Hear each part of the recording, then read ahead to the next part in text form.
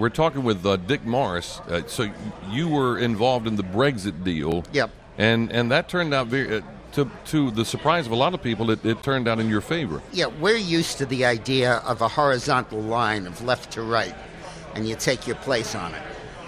That's not how the average voter sees it anymore. Mm-hmm. They think there's a circle of powerful people right in the middle. Then there's a circle of acolytes and supporters and hangers-on. And then there's another circle of everybody else who's getting screwed by them. Right. And because it's a circle, it's not left or right. And Hillary is not just a Democrat, not just a liberal. She's the ultimate insider. So Trump needs to get up there and say, the Clintons hate me, the Bushes hate me, the Romneys hate me, so how could I be bad? Right, I must be doing something right. Yeah, exactly. And you're right. There are a lot of people out there that feel that is absolutely the case. If as I've said with all these protesters, if he's got the illegal aliens and the Black Lives Matter and all these folks mad at him, he's obviously doing something right. Yeah, it's the same type true. theory. I think that's true, and I think that ultimately it's the candidacy of the outsiders. And the problem is that these damn Republicans at this convention just look at the right jab. Illegal immigration, national security, Obamacare, the right jab. You also need the left hook. Because the fact is that half of the voters in the Democratic primary voted against Hillary Clinton. Right. So what would you do to appeal to those folks, the disenfranchised Bernie people? Well, I think that's who Trump talks to, the way he talks and how he talks. For example, he makes the case that we're not going to end income inequality in the United States as long as we have millions of people coming in every year who are willing to work for next to nothing. Right. Because it totally undercuts the ability of everybody else to make a living. It's hard to be upwardly mobile when you have an anchor. Exactly. That's why Abraham Lincoln opposed slavery, because there were 5 million people who could be made to work for nothing. Mm-hmm. So the wage system had no chance to work. And I think that the more Trump makes that case, the more he's the outsider, the more he can reach those voters who've never voted before but come out for him. Well, it's interesting because I've been trying to make that point for years as far as illegal immigration, that it's short-circuited capitalism just like slavery. So when you bring illegal aliens in and they're working under the table, people say, well, this is the free market working. That's not the free market at all. That is a short-circuiting of the capitalist system. You can't have an even playing field with people that are trying to make a living when you got people coming in that'll live 13 to a room and get paid under the table. And also, we have to begin to look at our free market, Milton Friedman economics, Adam Smith, looking instead at the real world and at a view of what's going on.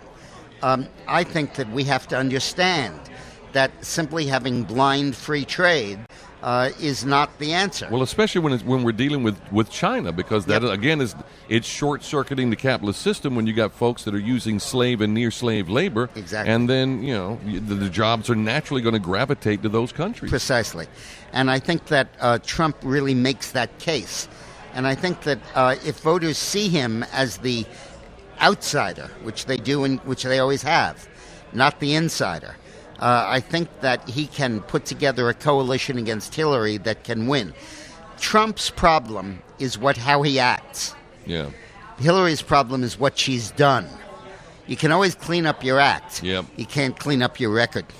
You think that resonates, though? We're talking with Dick Morris. You think that resonates all the way to November? Can he milk the crooked Hillary and the email thing and all of that all the way to November? Yeah, it's a gift that keeps on giving. There are constantly new emails being discovered.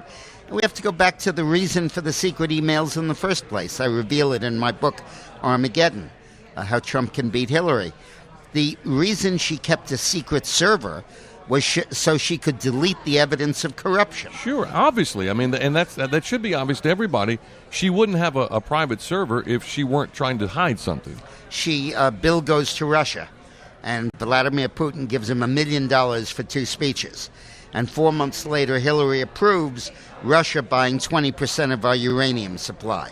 It's the Loral Corporation and the missile guidance to China all over again, isn't it? Exactly that. Mm-hmm. But there are no emails that mention that. Right. 44 State Department cables, but no emails.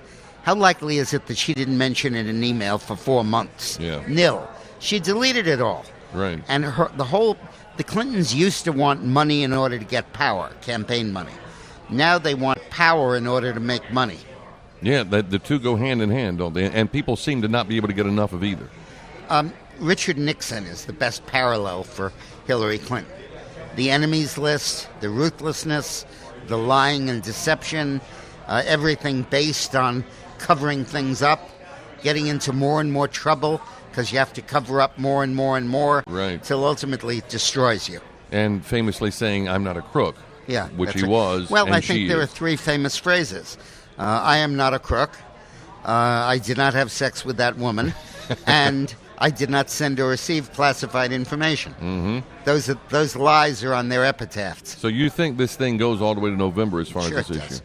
Sure it does. Not necessarily it's the revelations, but the reputation and the belief that you just can't trust her. If Trump gets out of his own way, he can beat Hillary. Yeah. Well, that's what we were talking about as far as how they're couching this from Trump's campaign. There's one of 2 things going on. Either she is grossly negligent or she's a crook. And either one you don't want in the White House. Exactly. And, it's very rarely that we have a chance to actually have a dry run for a commander-in-chief. Mm-hmm. But that's what Benghazi was. And she was too busy trotting around the world to pay attention to the fact that the embassy was in serious jeopardy. And when she found out that it was in serious jeopardy, she didn't do a damn thing about it. She didn't send in troops. She didn't do anything to save our ambassadors. Yeah. Well, it's a shame. So you think that Trump can win as long as Trump doesn't say something real stupid? Well, as long as he presents accurately who he is. I know Donald well. My dad was his lawyer. My dad was the top real estate lawyer in New York, Eugene Morris. The firm was Demov and Morris. And he was Donald's lawyer. And I've always known Donald ever since I was a kid. He's not a liberal or a conservative. He's not pro-life. He's not pro-choice. He wants to get the damn thing built. Right. Get it done. He's a CEO. Have it happen. Exactly. Mm-hmm. He's a pragmatist from the word one. And the ideologue and racist they dress him up to be is ludicrous. Yeah. Well, it's going to be interesting to see. So the book is Armageddon.